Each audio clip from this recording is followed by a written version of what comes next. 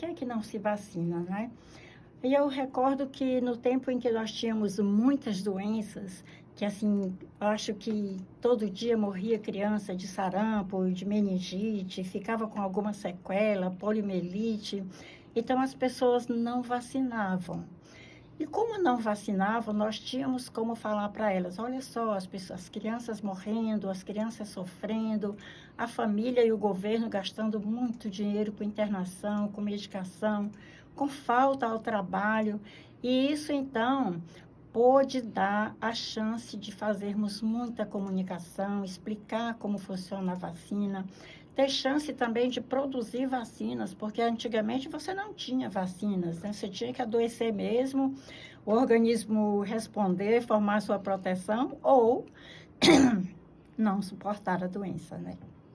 Então, aí nós tivemos a produção de vacinas, pudemos fazer a comunicação, a explicação sobre as doenças, e com isso as pessoas começaram a vacinar.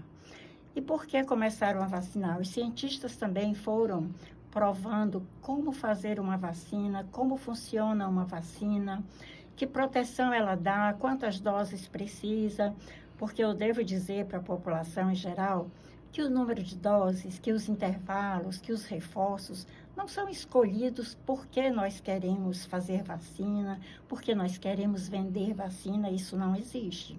Você faz um número de doses, algumas vacinas 2 doses, outras 3 doses, umas precisam de reforço, umas precisam de intervalo maior. Sabe como é? É baseado em estudo. Você começa a fazer um estudo em animais, depois passa para estudar um número pequeno da população voluntária, depois um número maior dessa população e começa a conhecer os efeitos dessa vacina. Na maioria das vezes, uma eficácia boa, uma proteção contra aquela doença. Às vezes, a proteção não é total. Muitas vezes porque a vacina não conseguiu captar bem aquela parte do organismo, do micro-organismo que determina a doença. Muitas vezes porque o próprio organismo da pessoa que recebe a vacina, o seu sistema imunológico não responde muito bem. Então, a maioria das vezes, essas vacinas protegem contra as formas graves da doença, contra a hospitalização, contra a morte.